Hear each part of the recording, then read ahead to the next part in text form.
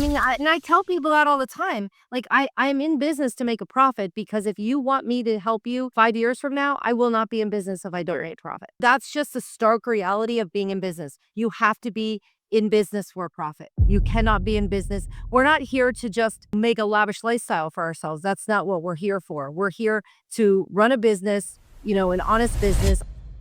Joining me today is Debbie Reichert. With her husband, Steve, Debbie owns Rocket Plumbing and Drain, a trusted plumbing company in the Chester Spring, Pennsylvania area. With over 39 years of experience, Debbie and her team are working to be the best plumbing company in Chester Springs area. And it sounds like she's already got that award. I'm super excited to talk to her about what she's doing to grow herself and her business 1% every single day. Thank you for joining me, Debbie. Yeah, it's exciting because a lot of times when I go and I talk to other service-based owners that own any type of service-based business, I dive into their website, I do a little bit of research, and you'll find that 9 times out of 10, these businesses are living 10 years in the past. The website's not updated, they're not leveraging video. There's just these things that you notice from them that the common day 21st century businesses are doing that service business are not. But when I hopped onto your website, I was like, this person understands where the world is today and is really working to better their business and be on the cutting edge of how to represent their company.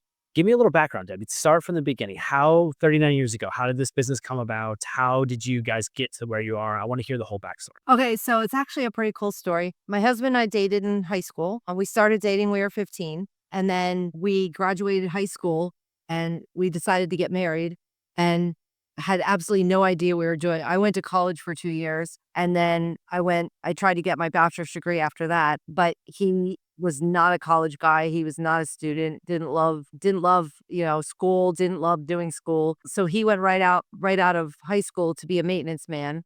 And he picked up like a bunch of skills, of being a maintenance man. But when I got out of college, we ended up getting married and we both looked at each other. We're like, okay, now what?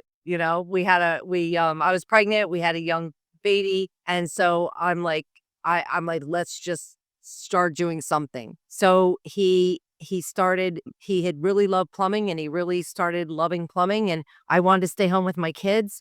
At the time I only had one baby, but I wanted to be that stay-at-home mom. And, I always was very intelligent and very smart in school. And I always did, a lot of, I like level up type stuff. Like I was always involved in like little jobs, little things here and there. And I was always a workaholic.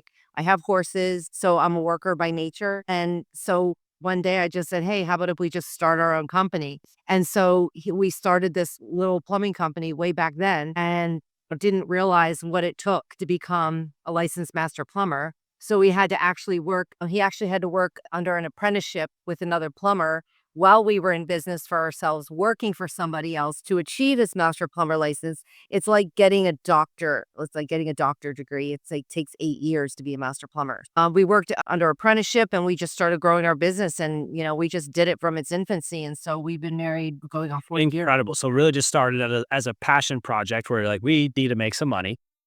Mhm.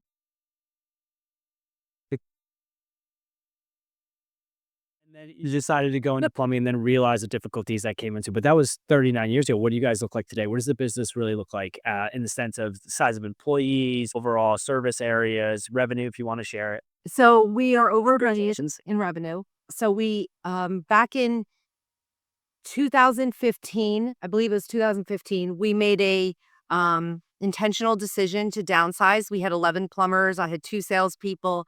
I had a full office staff, a CFO, and we were pretty huge in 2015. But I kind of saw the writing on the wall. I kind of saw where this was going. And what I realized is that if we made an intentional decision to downsize our business, that we could actually do better with less. And so what we decided to do in 2015 is we decided to go down to 3 plumbers from 11. And we If you stay consistent at that rate, you know exactly what you're going to get revenue wise.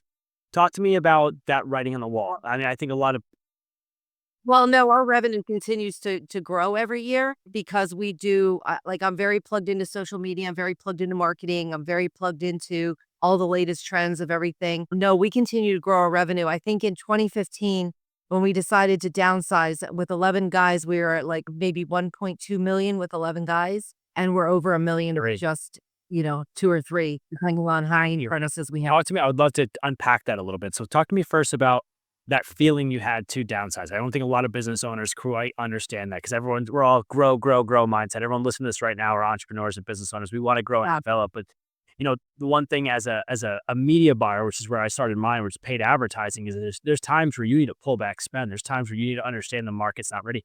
What were those signs for you that you need to pull back on the business, that you need to get a little bit smaller, a little more condensed? Hey, everybody. I hope you're enjoying the content.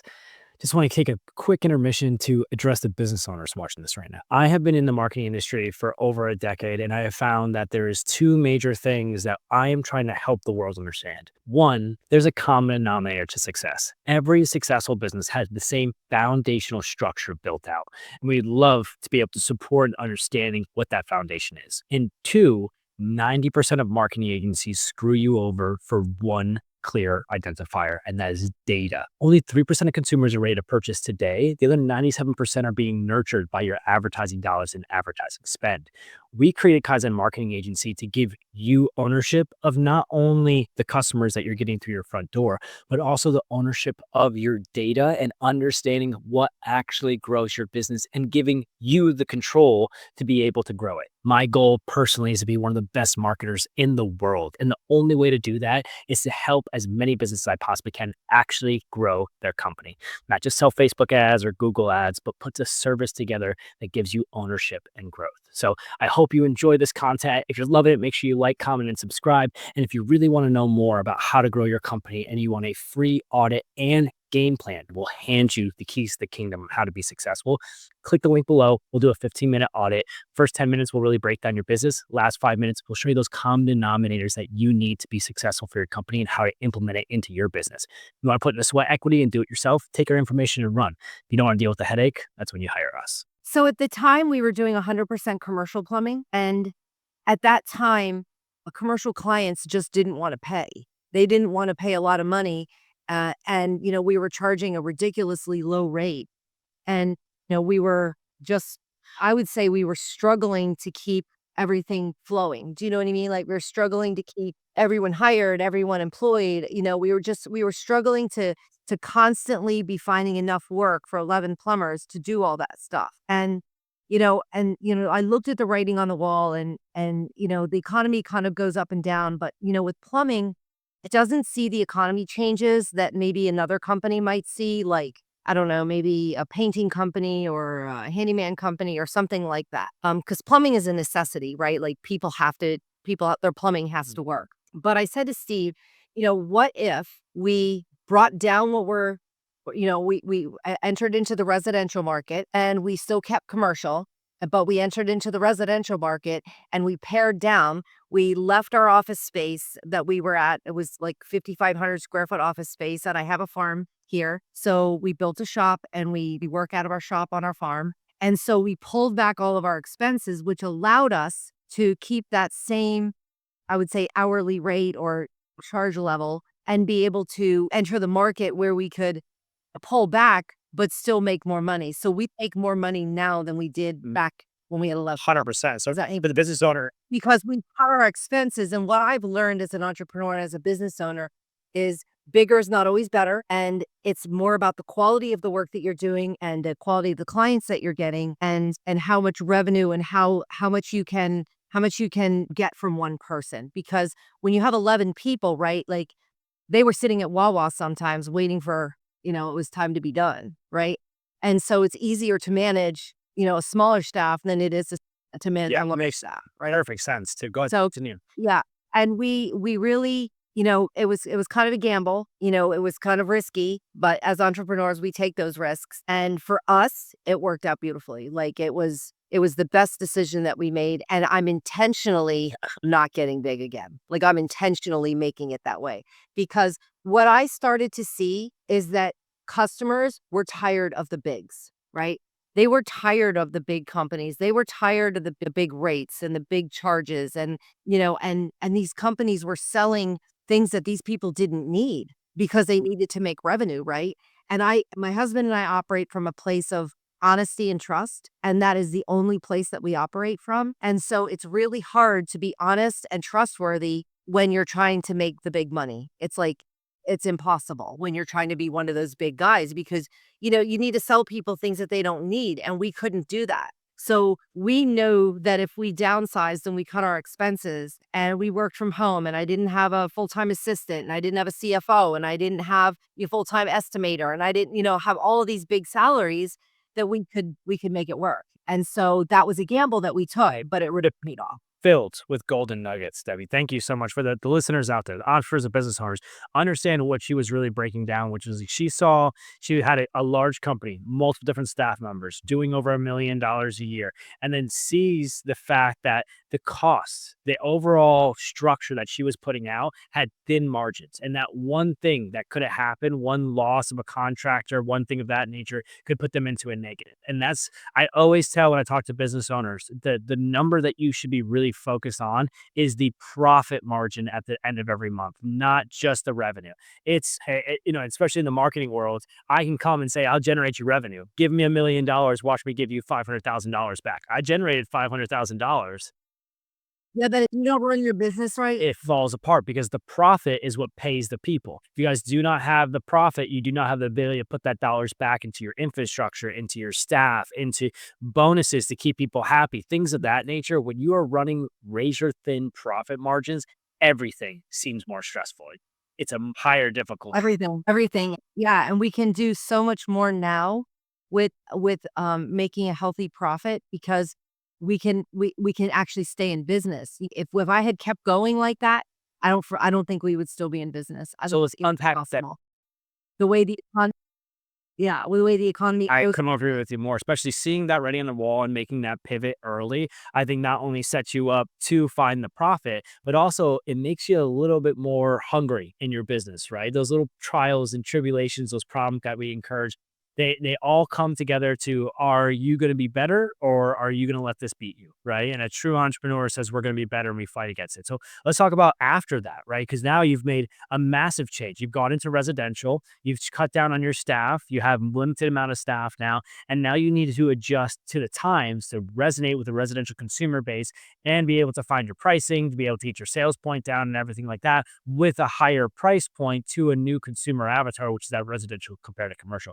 What did you do? How did you get yourself in a position to scale, grow, and succeed? So I am one of these people that's like a dog with a bone. And before we made this decision, like I researched it for probably 6 to 8 months because I really wanted to know, like, if we did this and we made this decision, like what would be the end result. So in doing all of that and doing all of my research, I realized what we could charge, what we needed, that kind of thing, what it was going to take to run the business, all of that. And so it was a pretty easy decision once I dug into it, but you really just have to research and you really just have to know the next business step you're making. And I think a lot of entrepreneurs make moves without thinking through why they're making the move. And so we knew that in the commercial world, they starve you for money because it takes 90, 120, sometimes 6 months to get paid. In the residential market, we could increase our cash flow. Our cash flow is moving. You know what I mean? We're not, trying to starve for, trying to figure out how to pay and make ends meet. And one of the things that I've learned is that, we were funding everyone else's renovations, right? Like when in the commercial world, we're funding everyone's renovations. This way we get paid immediately. We're not funding and we don't need these big lines of credit and we don't need, 500, $1 million lines of credit. And, we can function on cash, which is something that we had never done before. We'd always functioned on lines of credit and credit cards and, American Express points. And you know what I mean? Like that is how we function. And it was the first time in my business that I made a decision we were going to operate only on cash. And so we did. And it was really cool. I mean, we have obviously have credit cards, but I'm just saying, like, the idea was, how do I run a business on cash and how is it successful? And And that was what I had to do. I'm only fabricating on how much work on the operational side and the back end for you to be able to adjust and pivot to do those things. My curiosity, I want to stay within the marketing realm of the growth. What did you do? How did you position your business once you went residential to start ensuring that you had customers coming into that pipeline? Did you have door knockers? Did you do digital ads? What did you do to really start bringing in that? We hired one of what I would consider to be one of digital media's marketing people's, one of their top people. And I had, seen a lot of his talks, and I had flown to a lot of the stuff that he had, he's a speaker and he would talk, at all these different conventions and things like that. And I went right to his agency and said, "This is what I want to do. I need help. I need a rebrand. I need new logos." And, like we just did a complete and utter rebrand. And so we took our rebrand and then we tied it to the movie Top Gun, which I think is very well known.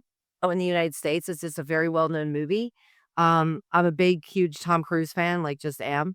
And Top Gun was one of my favorite movies of all time. But the reason that we tied it to Top Gun is because we have one of the most powerful jetter trucks that there is in the tri-state region here, New Jersey, Delaware, and Pennsylvania. So we have this huge jetter truck and we were like struggling with what to call it. And I'm like, well, it's the Top Gun of jetter trucks. Like, let's call it Top Gun. So its name is Top Gun. It's advertised as Top Gun. So we really just went through a huge marketing rebrand and really took the things that we have, our tools, our equipment, we started to label it. We started to give it legs, we started to give it life, things like that. And it was really in the digital marketing and rebrand that sent us So make sure your branding was clean across the entire business. Make everything you had the branding so that not only were you able to, look the part, but general consumers coming past now saw your business name and engaged with you more and then leverage the digital side. I'm assuming Google ads and meta ads start driving it. Wow, but we didn't start Google Ads right away. Like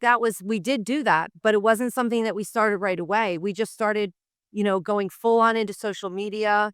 Google at that time, Google Local wasn't a thing. And then we slowly started getting into Google Ads. And, I mean, Facebook was always huge for us. YouTube, a lot of video content, like things like that. Like we just went full charge into, you know, video marketing, rebranding, logos. My husband picked the colors of the LaCroix water can. So when you look at our colors, it was based off of the LaCroix water can. We wanted those colors. So it was really about branding and imaging that got us seen so that, because if you look at all the plumbing companies out there on social media, they're red, they're blue, they're white, they're, like your shirt, USA Paintball, right? It's all very American, stars and stripes and whatever, and we wanted to come in like a bang, you know what I mean? With strong And I really think strong brand, and I think that not just that, I mean, what's a masterclass for anybody listening? This is why branding is so important. This is why making sure that you have consistent colors, fonts, logos across all of your assets allows your business name and your concept to stick in the subconscious of consumers' minds every time they see you and they remember that. They remember it, trust me. But the one thing that you said that I think was really powerful was in that, especially in the 2015 to 2020 time frame, there's not many plumbers that took the leap to be cutting edge in technology, especially using video ads, right? If you go to your website, you're leveraging video. You have a very clean CRO design with a really nice user experience so that everything was converting at the right way, but you also represented the visual factor. Now, for home improvement business owners that are listening to this right now, you might be in a field like plumbing where even me as a homeowner, I'm not quite sure when I should call a plumber. Obviously, if I see water coming through the ceiling or through the pipes and something breaks, it's an immediate emergency that I need to call, and then I'll call a plumber. But prior to that, there's so many things that you can educate the consumer on that you can get a free consultation to come and check out to open the door for sales. It's the same thing with roofing, same thing with fencing, all of these home improvement lines. You have an angle through social media to educate consumers, to grab them before they ever. yeah, and we're really big into education. We're not that contractor that is going on social media. We've never put out an ad 20% off on our services or 10% off on our services. We don't do that. That is not how we brand. That is not how we market. We market through to the DIYers, the people that want to do it themselves. We try and educate them. We try and help them. We try and provide content on our YouTube channel, like things like that to help them find videos. We will even share videos of other YouTubers, other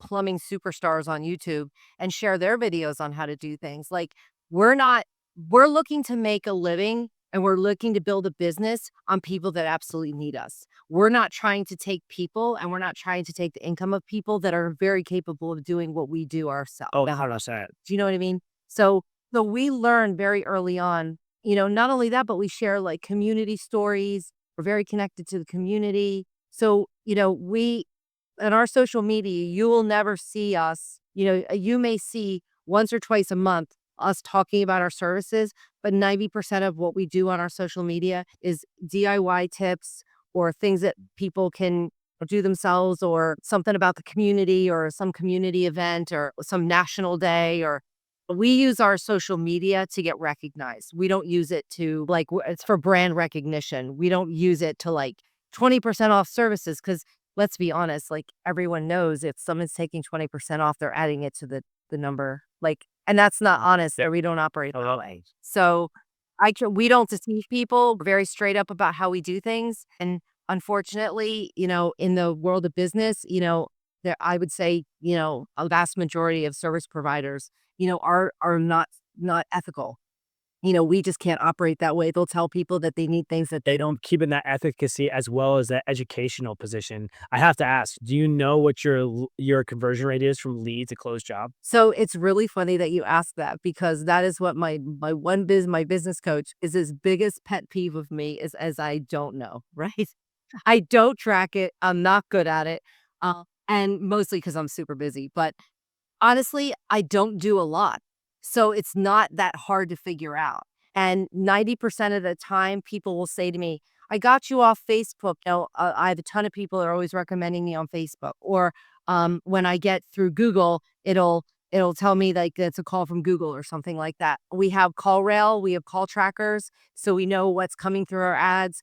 We're very sophisticated about how we do things. So while I don't know the numbers off the top of my head, I can dig into them and figure it out. Sorry for putting it, but the reason I asked that question for the listeners, the reason I asked that Right. question is because I can almost guarantee if she dives into her numbers, she's going to see a north of a 30% conversion rate from lead to closed job because of the amount of trust and the amount of respect that she's engaging with people, those DIYers, those people that want Right. information. If they don't come to you for that plumbing service, you know what they're going to do? When their friends see them doing their own work, they're going to go, can you help me out? No, but I know a guy. I know Rocket Plumbing. And then that will allow.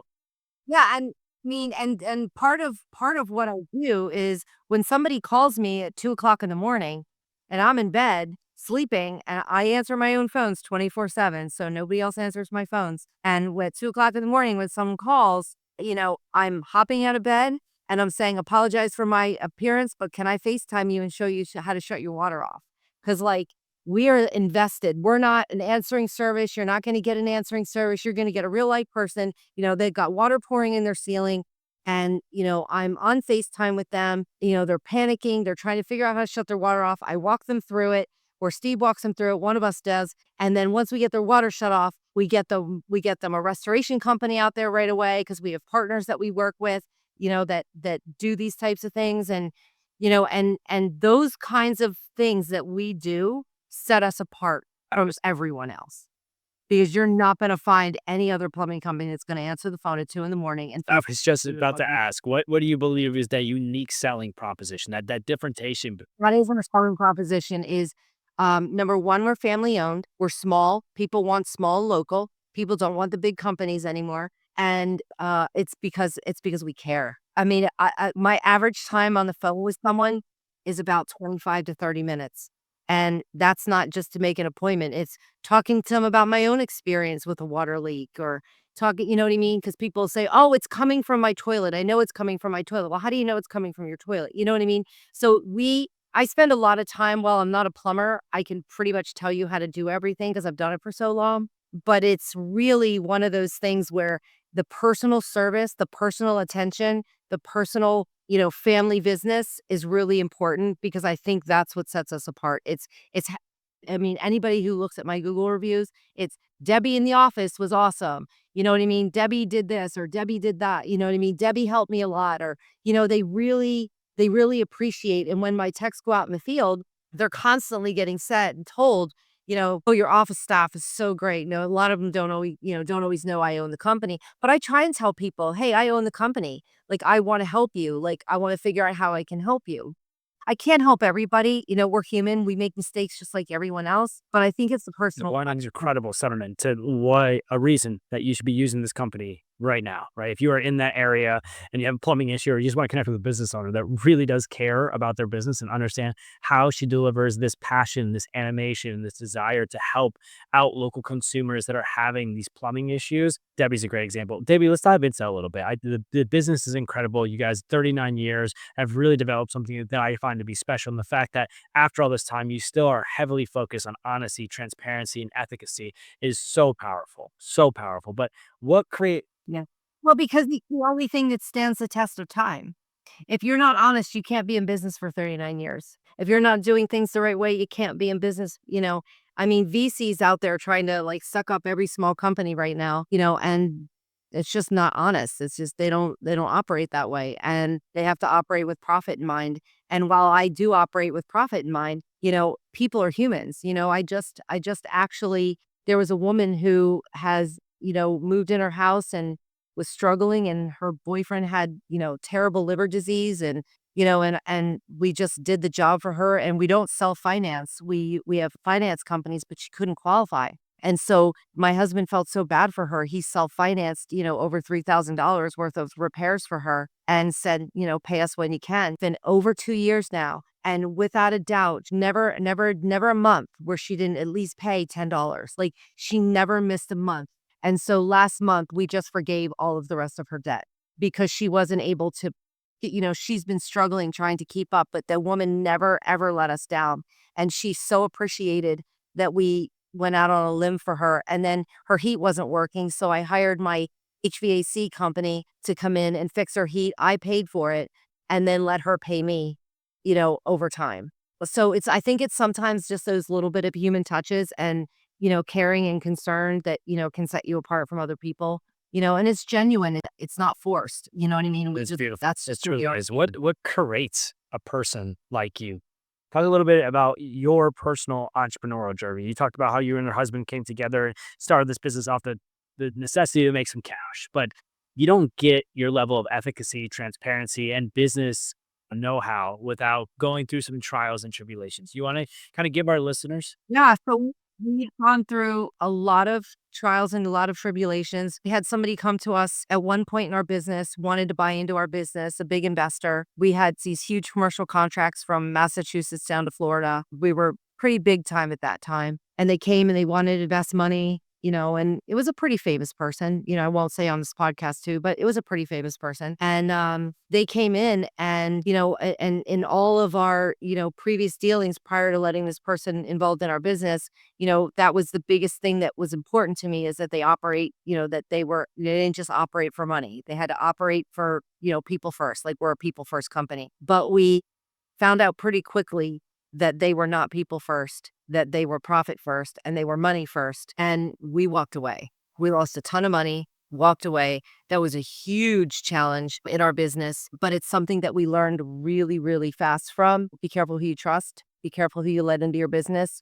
And be careful with people who are telling you that their intentions are good when they're not. And I believe that I'm an empath. Steve's an empath. I believe that when you put out good in the world, I believe it comes back to you. I'm really big when you talk about my entrepreneurial journey, I feel like it goes back to who I am as a person because I think every entrepreneur starts as a human being. And, I grew up and, my mom was very militaristic. Like, she was very, always hard work out of us. Every day after school, we had to clean, we had to vacuum, we had to dust. Like, she would come home with the white glove, test to make sure we did all our cleaning. And I do think I got my work ethic from my mom, like, right from the beginning. My parents were divorced and didn't know my dad, so it was really just my mom that raised me, but I saw how, she worked 3 jobs to raise us. My husband was much more fortunate. He grew up in a family of a large family with, they had, more than enough money to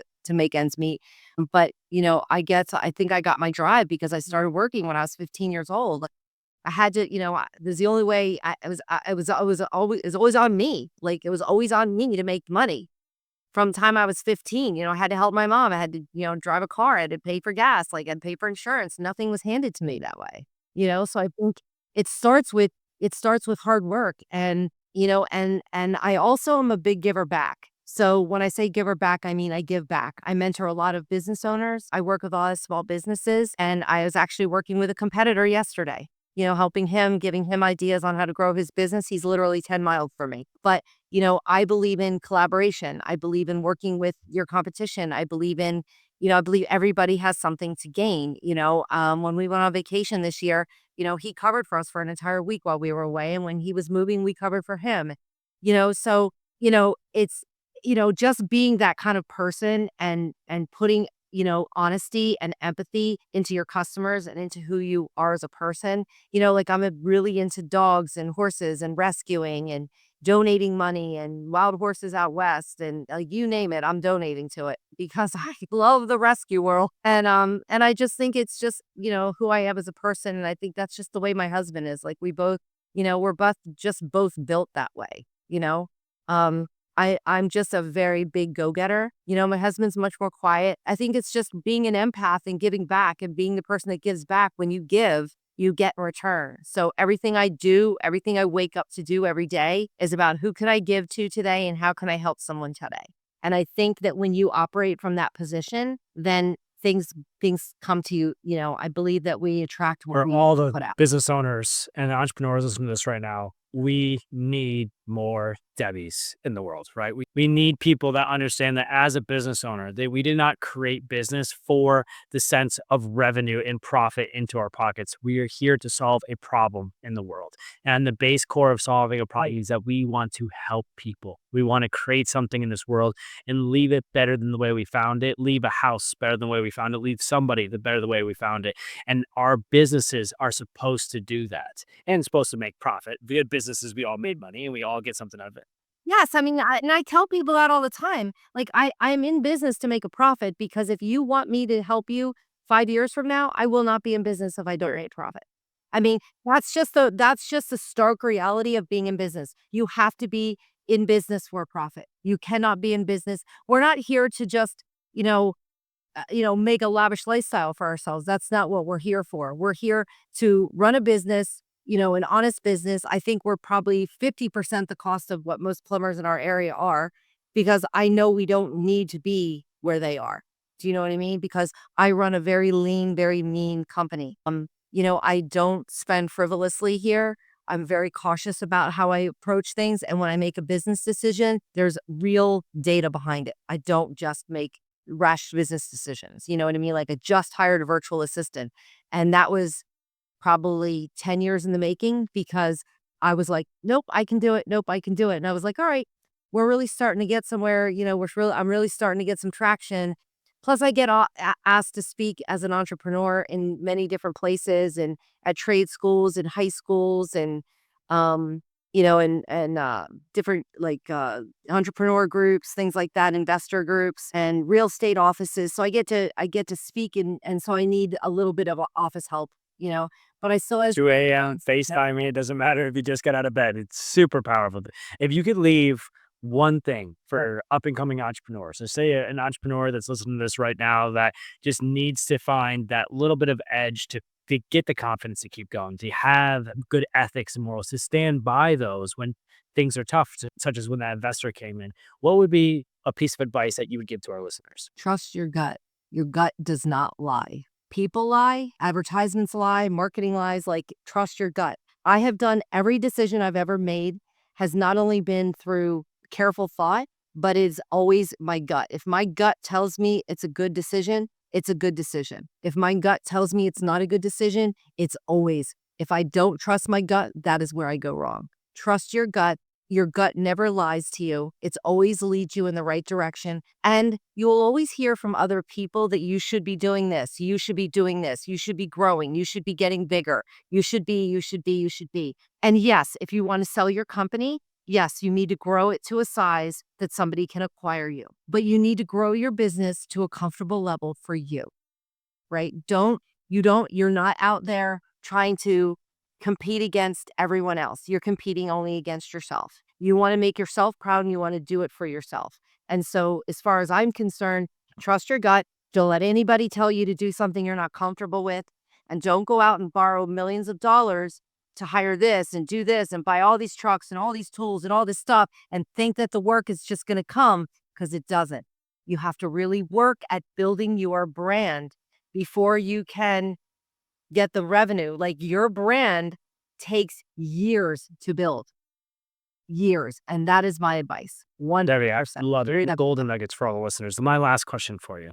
After 39 years of doing this, you personally, and on a day to day basis, what do you do to find your Kaizen? What are you doing at home or in your mornings or at your nights? How are you finding the ability to constantly push the business and yourself forward just 1% every single day? Truthfully, I listen to podcasts that bring me peace. I literally get up every day and I go to my barn and I do my barn work, and it's like my exercise, it's my therapy, and I listen to podcasts that are based on the Bible. I listen to podcasts that center me, that ground me. I just listened to a recent one that was Dave Ramsey, and he really inspired me. I think if you can find somebody that inspires you, and some, some key people that you really connect to, I think finding your peace is the number one thing that you can do for yourself. And if you can find your peace and you can, push yourself, I think that you can I think you can pretty much achieve anything you want. Like, people always say to me, "Isn't it tough going to the barn, at 5 o'clock every morning in the dark, in the cold, and whatever, and I'm out there in 10 degrees, mucking stalls or whatever I'm doing." No, I don't want to go outside in 10 degrees. But because I go outside in 10 degrees, it changes my mindset. Like, I'm focused, I'm ready to work for the day. And I don't drink coffee, and God forbid if I did. I don't drink coffee, but to be honest, like, I wake up in a positive mindset, and I'm always positive. You'll never The only people that hear me, they complain or are upset, are the people that know me super well and I confide in. But I get up every day with a positive outlook, and, like, this day is gonna be a good day. And if you get up in a positive mindset, I pretty much promise you that you're gonna get a whole lot further than if you wake up and you're like, "Oh, I gotta go to work today. I gotta do this again." I'm just like, "Yay, plumbing again." Super funny, Debbie. But I mean, that's one thing that I heard common across this entire interview is that you got to make sure that you have a positive mindset and you're putting your effort and your direction and your thought process in the right direction as an entrepreneur. You got to understand it's not easy. Yes, your mind is all as an entrepreneur, your mind is everything, because, a lot of entrepreneurs are working alone, and I actually interviewed another entrepreneur the other day, and I said, "So, how do you find your peace?" He was auto detailing for me. And I said, "How do you find your peace?" And he's like, "I listen to these podcasts all day long." And I was like, "Oh my gosh, me too." So, it's like, I ask people, "How do you find your peace?" Like, what do you do? You know what I mean? And I'm always learning. I'm 61 years old, but, there's always something to be learned, right? Like, you're way younger than I am, but, if you get up every day and I don't want to say love what you do, because I think after, when life takes its toll, right? Like, you don't always love everything that you do every day, right?